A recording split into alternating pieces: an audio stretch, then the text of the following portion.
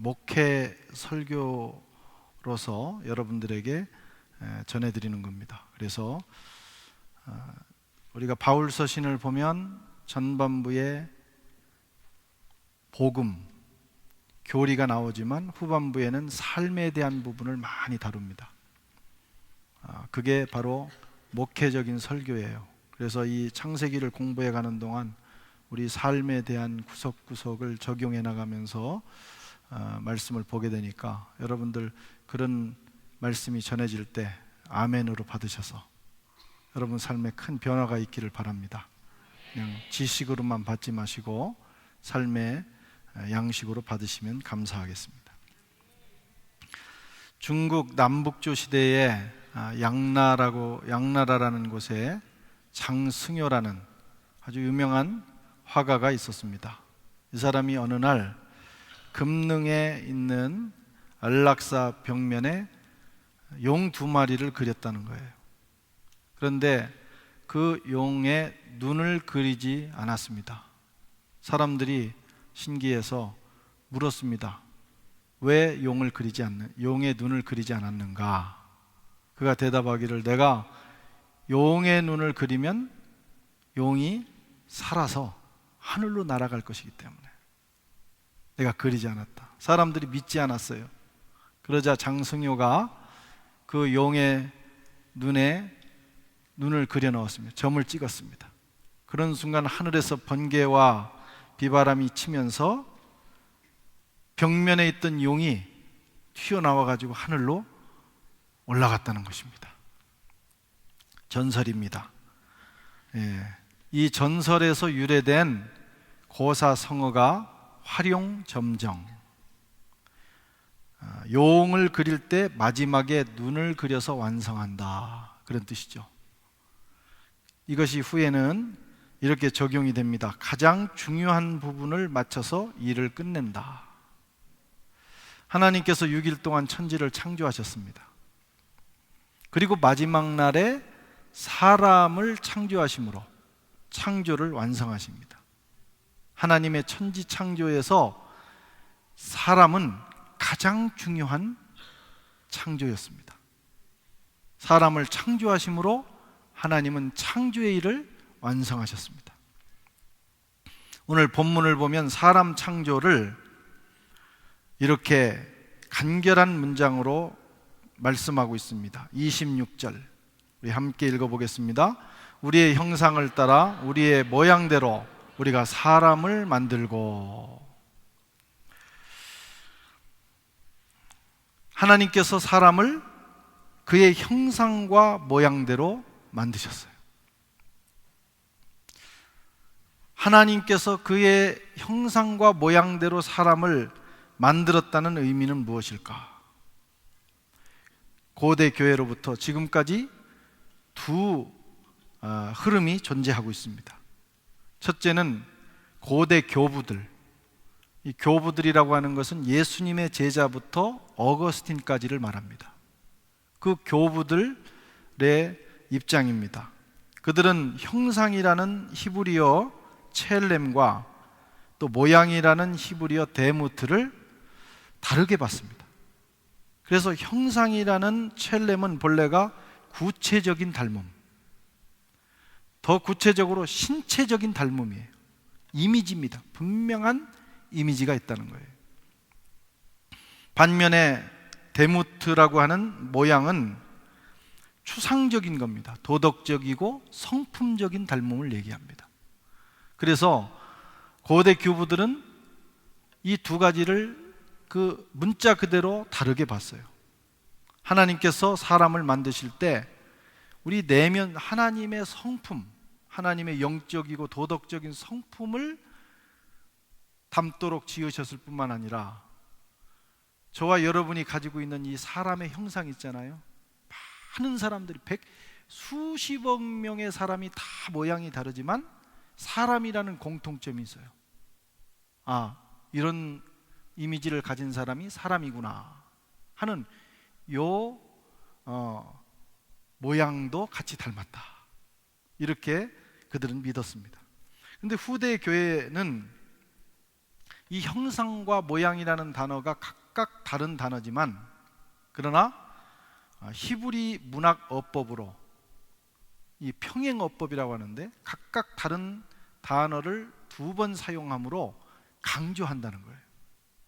한 의미를 강조하기 위해서 사용되었다.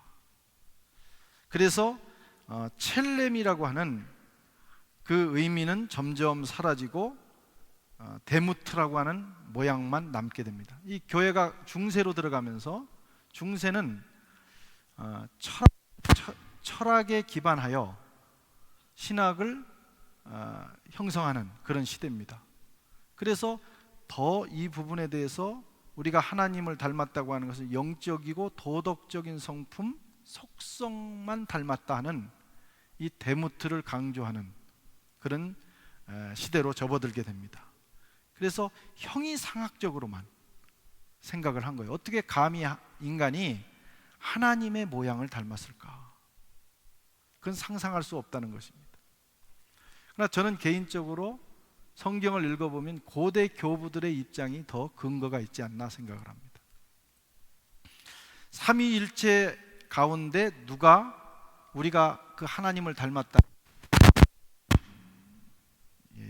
이 마이크가 생명이 다 됐어요. 그래서 지금 이제 새로 주문 중인데 이 선이 이번 주나 다음 주까지 이제 주문이 다 될 겁니다. 좀 이해해 주시면 되겠어요. 고린도후서 4장 4절, 골로새서 1장 15절, 히브리서 1장 3절을 한번 읽어보겠습니다. 같이 읽겠습니다. 그리스도는 하나님의 형상이라. 골로새서 1장 15절, 그는 보이지 아니하는 하나님의 형상이요. 히브리서, 이는 하나님의 영광의 광채시요 그 본체의 형상이시라. 여러분, 본래 하나님은 형상이 없으신 분입니다. 그래서 형상을 만들지 말라고 하셨어요. 성부 하나님은 형상이 없으시고 성령 하나님도 형상이 없으셔요. 근데 신약에 와서 보니까 삼위 중에 예수님이 계신데 그 아들 예수님은 삼위를 대표하는 하나님의 형상이라, 본체다, 이렇게 말씀을 하고 있는 걸 보게 됩니다.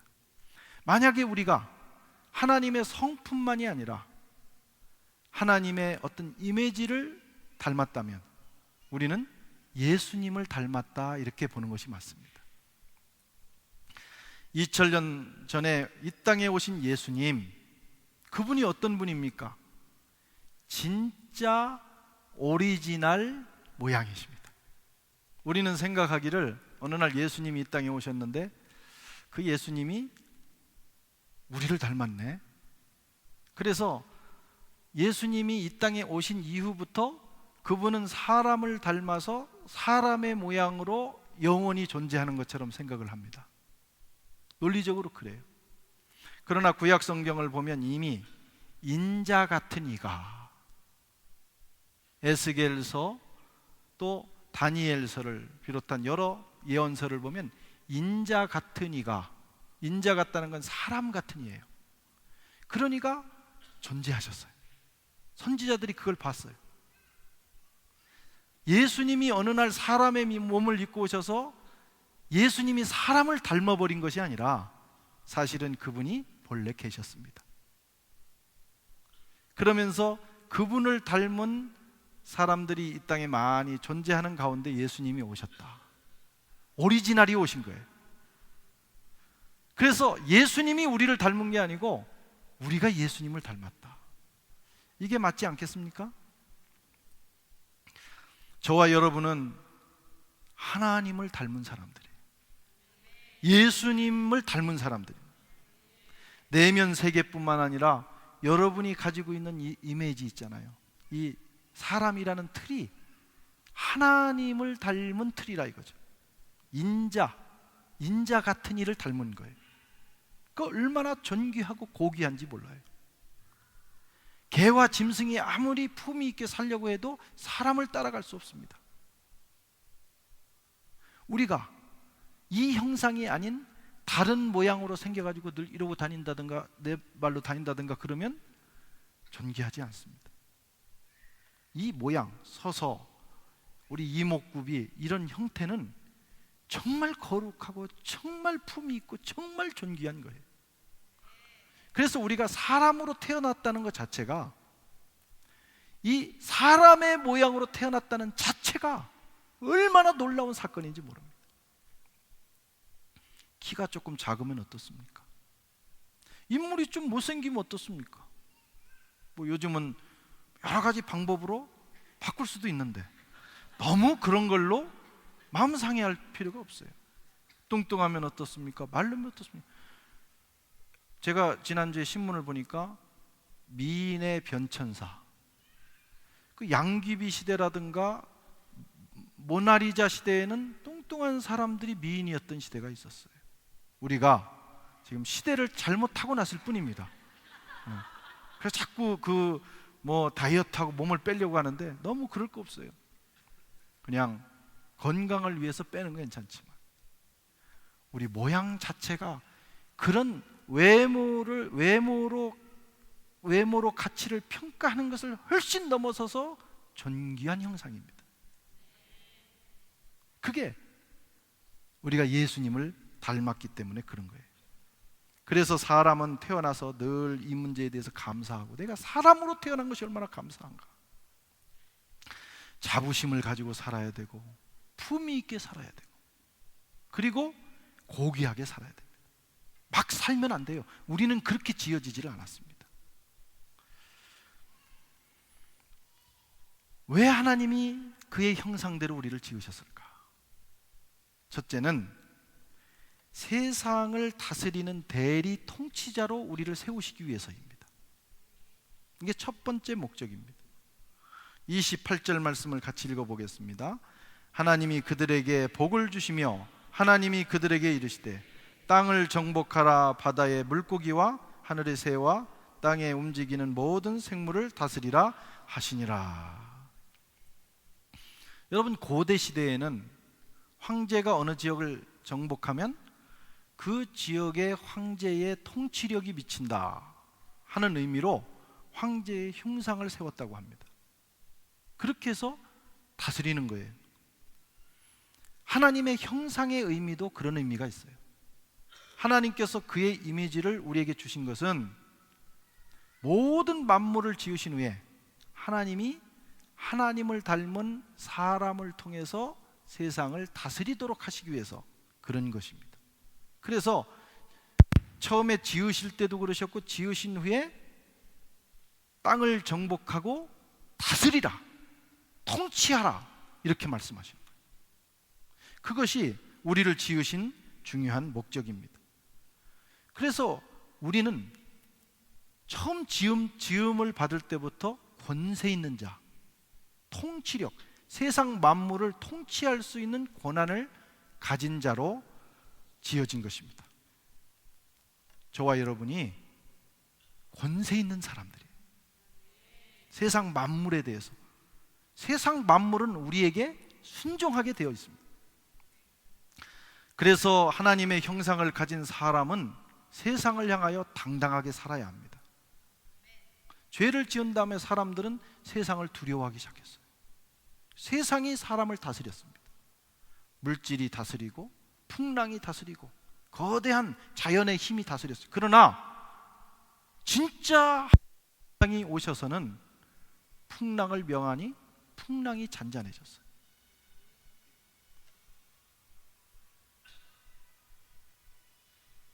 무슨 소리예요? 아, 예. 난 여기서 나눈 줄 알았어요.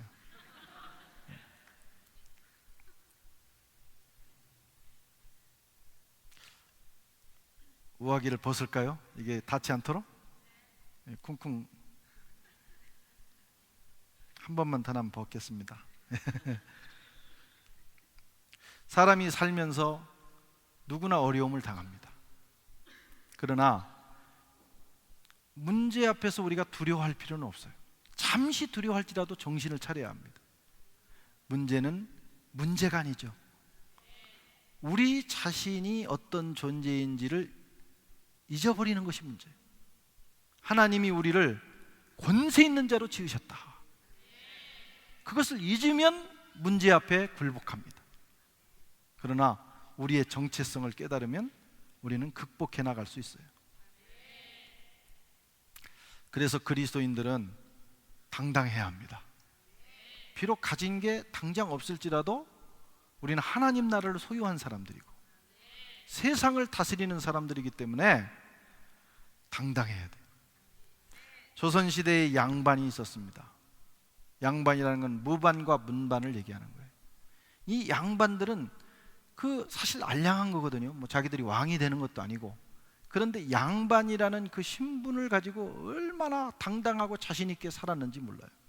그리고 양반의 품위를 지키기 위해서 그 사람들은 굉장히 노력을 했습니다. 비가 내린다고 양반들은 호들갑을 떨지 않습니다. 비가 내려도 양반답게 걸어야 된다. 비를 맞으면서 양반답게 걸어가는 거예요. 자기 신분에 대한 그 자존감, 자존심. 죄송합니다. 이거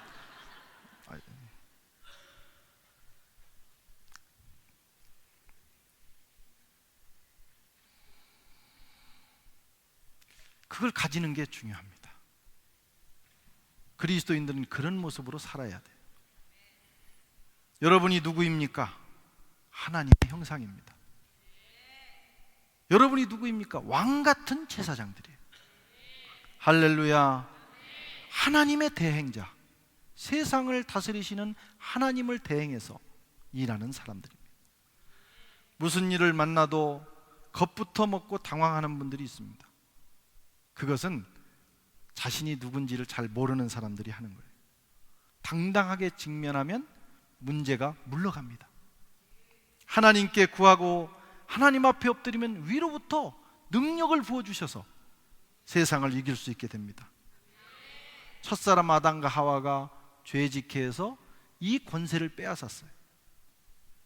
그리고 예수님이 오셔서 십자가에 죽으시고 부활 승천하심으로 그것을 회복시켜 주셨습니다. 예수 믿는다는 것은 이 권세를 회복한 거예요. 그래서 예수 믿은 다음부터 예수 믿는 사람들이 가는 곳에는 세상에 변화가 일어나고 자연 만물이 순종하고 그리고 복받는 역사가 나타납니다. 이게 복음입니다. 그 권세를 마음껏 사용하는 저와 여러분 되시기를 바랍니다. 담대하게 권세를 사용하여 살면 저주, 질병, 불행, 원수, 마귀가 놀래서 떠나갑니다. 그게 우리입니다. 눈빛, 태도, 소리가 중요합니다. 그리스도인들이 권세 있는 자로 살아간다는 건 외적으로도 나타나야 됩니다. 여러분, 밀림의 왕자 사자가 밀림을 다스릴 때 뭐 일일이 가가지고 발톱으로 핥히면서 다스린 줄 아세요? 그렇지 않습니다. 딱 눈빛, 카리스마적인 태도, 표요하는 그 소리. 그래서 호알리용, 라이언 킹을 보면 그 밀림의 왕 이 사자가 딱 언덕 위에 올라가서 한마디 한번 하면 모든 밀림의 짐승들이 그냥 쫙 무릎을 꿇는 거예요. 다니면서 막 꿇게 시킨 게 아닙니다. 그냥 꿇는 거예요. 그래서 권세 있는 소리를 내야 됩니다. 명하고 기도해야 됩니다. 움직임도요. 사자는, 제가 아프리카 가서 사자를 봤잖아요. 사자는 철썩거리지를 않습니다. 토끼처럼 막 이렇게 뛰어다니고 이렇게 돌아보고 그렇지 않습니다. 제가 멀리 사자를 보는데 우리를 인식했는지 어느 순간 사자가 탁 돌아보는데 그 품위가 왕의 품위예요. 그냥 존경스럽더라고. 짐승들도 그걸 두려워하는 거예요. 사자가 움직일 때는요, 막 권세가 넘칩니다. 확 흔들면 이 깃털이 막 갈퀴가 쫙 하면서 벌써 기선제압을 하는 거예요. 그리스도인이 뭐 그렇게 하고 다니라는 건 아니지만 권세 있는 자와 같은 당당함을 가지고 세상에 처신을 해야 됩니다. 그냥 여기저기 그냥 갈 때 안 갈 때 다니면서 여기저기 가서 굽신거리면서 살면 인생이 비참해집니다.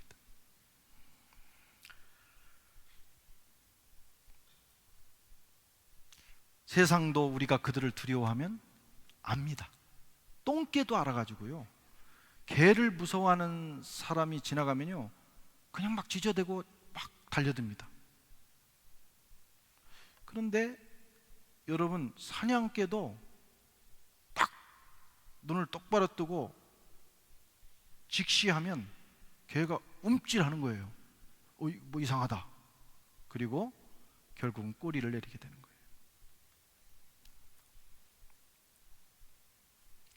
권세 있는 자답게 살아가셔야 됩니다. 품위를 지키면서. 하나님이 우리를 그렇게 지으셨어요. 두 번째는 하나님의 생명을 전파하는 자로 세우기 위해서 우리를 형상대로 지으신 겁니다. 28절을 같이 읽겠습니다. 하나님이 그들에게 복을 주시며 하나님이 그들에게 이르시되 생육하고 번성하여 땅에 충만하라. 아멘. 두 번째 목적은 생육 번성입니다. 이 생육 번성에 대한 명령은 하나님의 형상을 닮은, 그리고 하나님의 DNA, 내적인 형상을 닮은, 다른 걸 좀 바꿔주세요. 오늘 희한하네. 이거 당장 바꿔야 되겠다.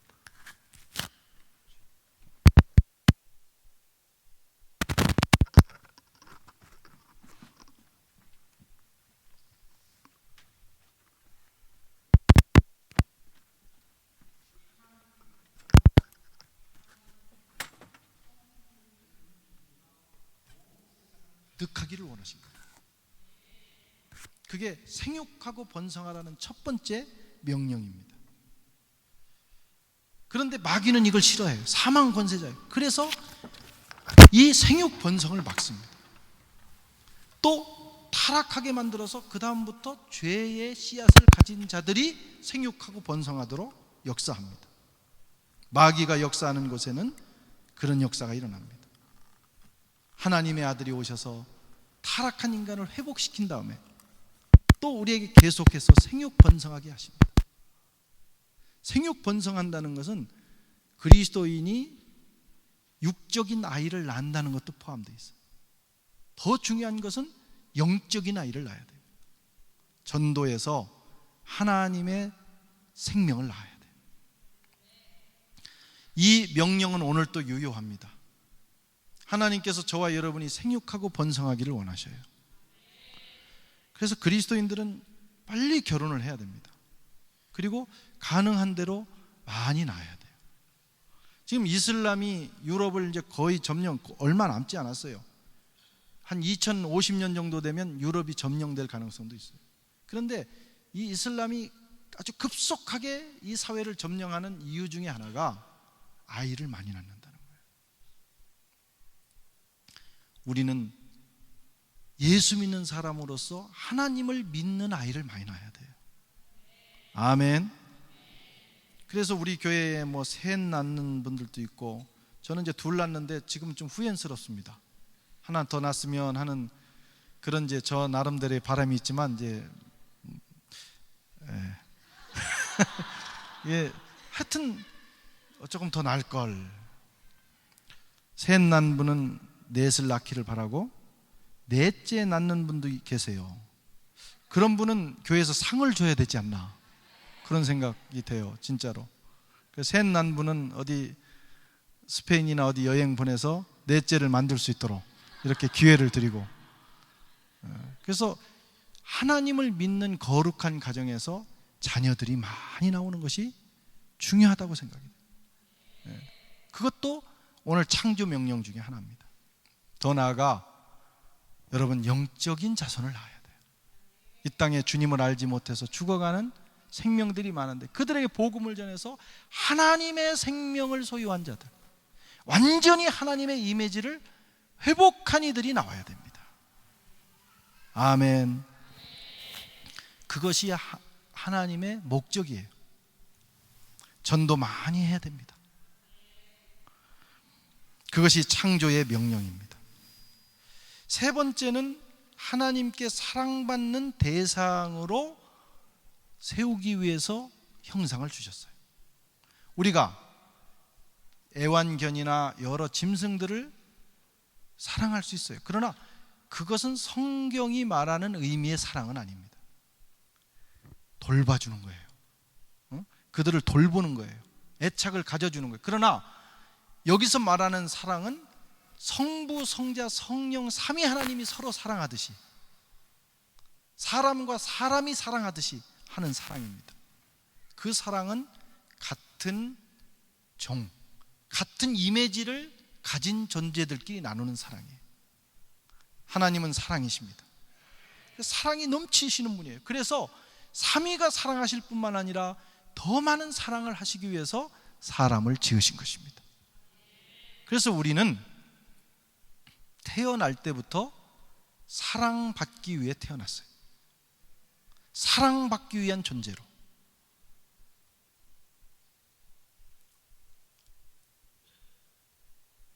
그것이 하나님이 인간을 지은 세 번째 목적입니다. 하나님이 그렇게 지으셨기 때문에 사람이 타락하고 하나님을 배반하고 하나님을 떠나갈지라도 하나님은 계속해서 사랑하시는 거예요.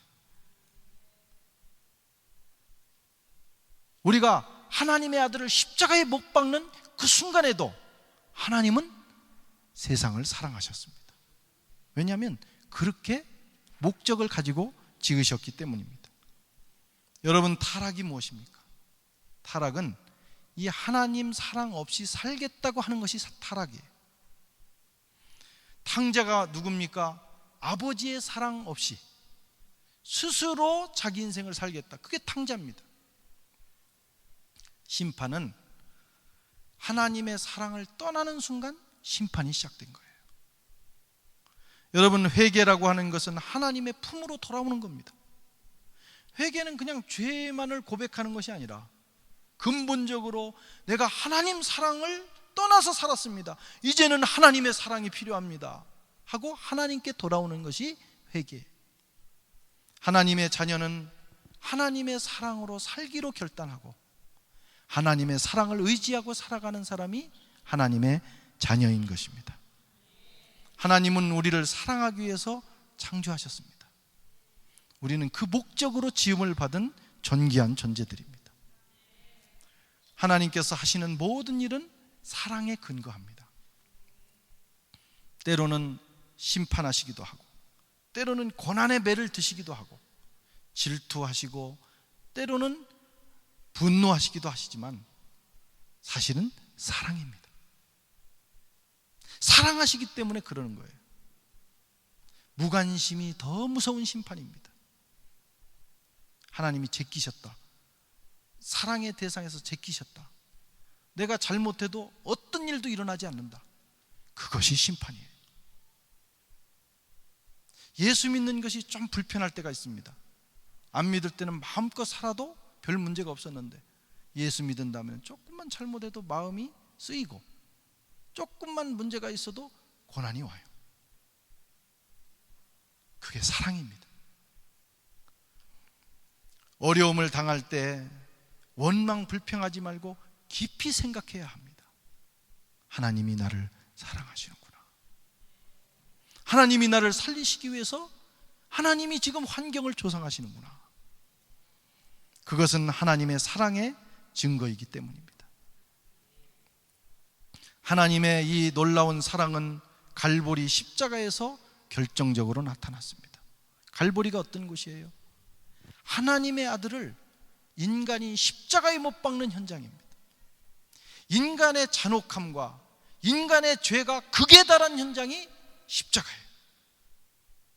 그런데 그 십자가, 인간의 죄악상이 극에 달한 그 순간에 하나님의 사랑도 극에 달했습니다. 하나님은 독생자를 그 부끄러운 십자가에 내어주셨어요. 주님은 거기서 몸 찢기시고 피 흘리셔서 죽으셨습니다. 그리하여 사랑을 확증하셨습니다. 몰트만이라는 신학자는 이렇게 표현했어요. 십자가에 달리신 예수 그리스도 안에서 하나님은 고난당하셨다. 십자가에 달린 예수님보다 그 아들을 내어주신 아버지의 마음이 더 아팠고 아버지의 심정이 더 찢어졌습니다. 왜 그렇게 하셨습니까? 우리를 사랑하시기 때문에. 마음이 불행하십니까? 우울하고 살고 싶지 않고. 왜 이렇게 인생이 불행할까? 하나님의 사랑을 한껏 마시십시오. 십자가 갈보리 제단에 엎드려 주님이 흘려주시는 그 사랑의 보혈을 경험하십시오. 불행이 떠나갑니다. 저주의 그림자가 여러분의 삶에 드리워져 있습니까? 하나님의 사랑을 경험하세요. 그 사랑의 능력 앞에 저주는 떠나갑니다. 병들고 찌든 삶, 여러분 그런 삶을 살고 있습니까? 누구 때문에 그렇다고? 내가 저 인간 안 만났으면 내 인생이 피었을 텐데, 내가 저 사람하고 결혼해서 이렇게 힘들다, 내가 이런 부모만 안 만났으면 내 인생이 좋았을 텐데, 내가 이런 친구를 안 만났으면, 이런 이웃을 안 만났으면. 우리는 남 탓하고 삽니다. 다 쓸모없는 일이죠. 하나님의 사랑이 넘치지 않기 때문에 문제인 거예요.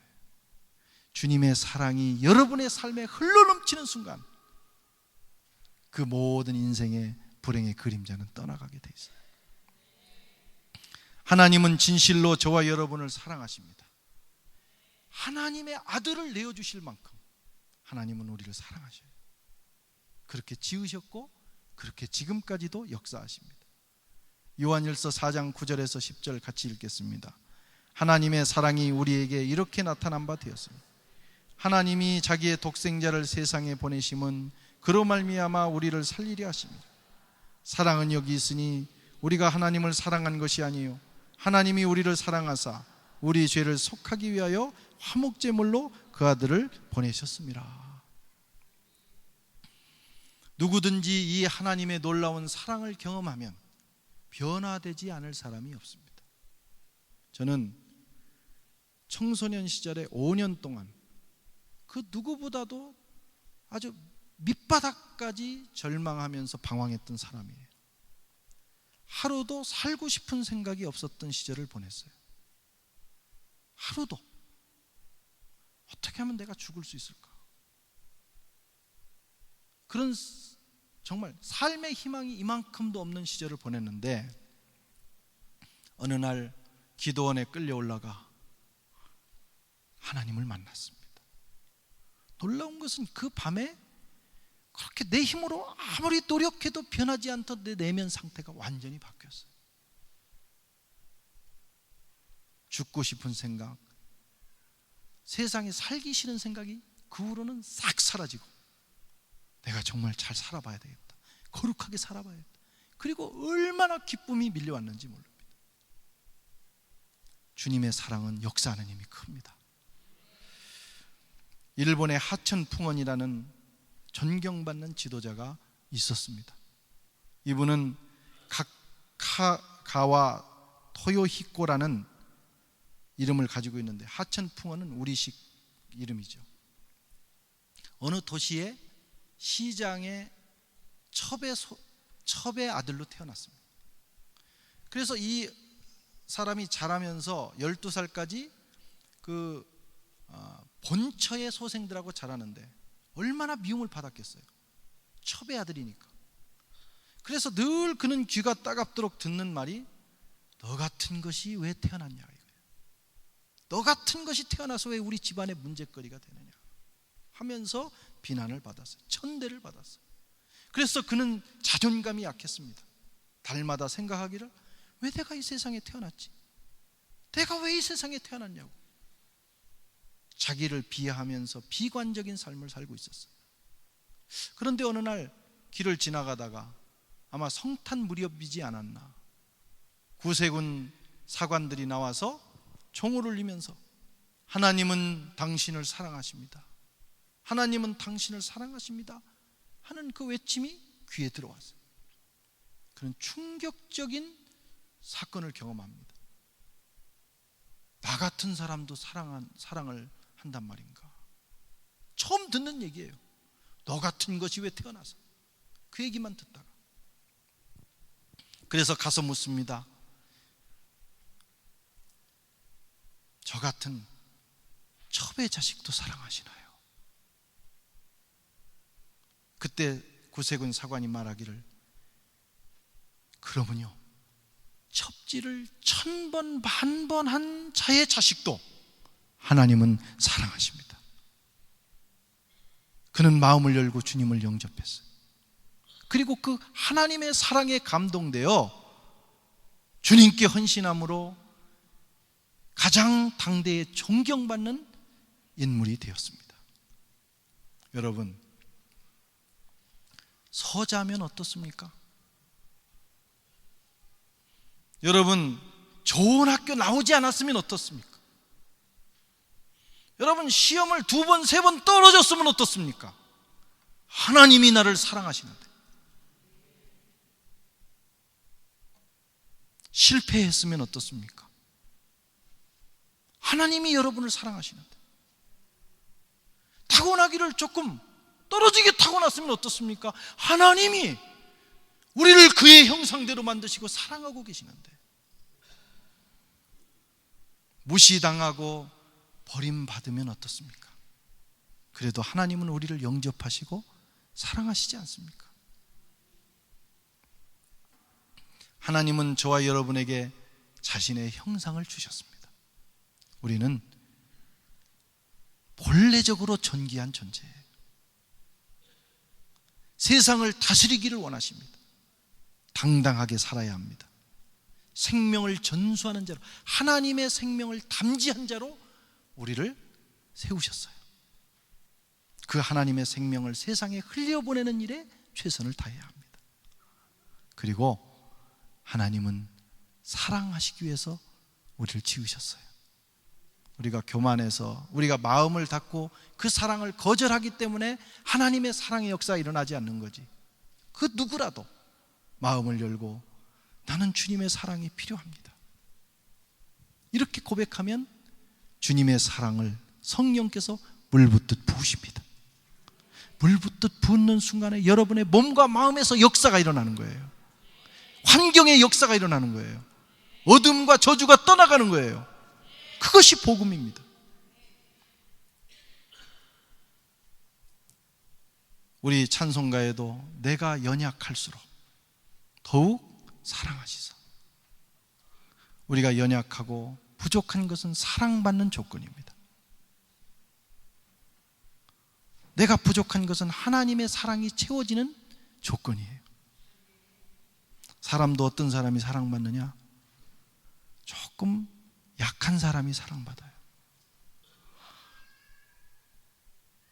여성들에 대해서는 모르겠지만 남성들은 어떤 사람을 더 애틋하게 생각하고 사랑하느냐면 조금 약한 여자를 애틋하게 하고 더 사랑합니다. 그래서 강한 척 하지 말고 남편 앞에서 약해져야 됩니다. 그래서 이거 잘 못 되게 했다고 하고 이렇게 해야 되는데 벌떡 들고 말이죠, 막 그냥 하고 그러면 안 돼요. 오늘 아침에 얘기를 했기 때문에 또 이제 어차피 벌어진 일이니까 얘기를. 제가 제 아내가 가장 사랑스러울 때가 있어요. 그런 때가 있다고요. 근데 언제냐? 아내가 가장 사랑스럽고 도와주고 싶을 때가 언제냐면 몸이 아파가지고 몸을 못 가눌 때입니다. 이러고 있을 때 그냥 도와주고 싶고 마음이 가는데 다 나와가지고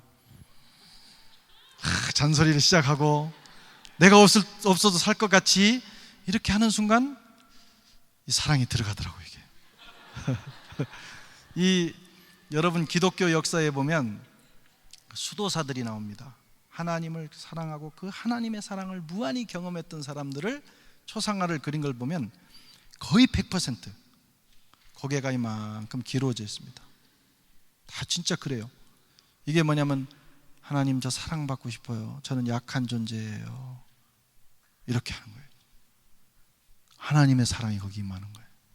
우리가 세상을 향해서는 당당하지만 세상을 향해서는 당당해야 됩니다. 어느 회장님 세상의 권력자 앞에 가서 비비고 이리 할 필요 없어요. 하나님이 우리를 도우시는 거예요. 그러나 하나님 앞에서는 겸손하고 온유하고 연약한 자로 서야 합니다. 거기에 하나님의 사랑이 부어지는 거예요. 오늘 하나님이 그의 형상대로 우리를 지으신 뜻이 여기에 있는 줄로 믿습니다. 기도하겠습니다.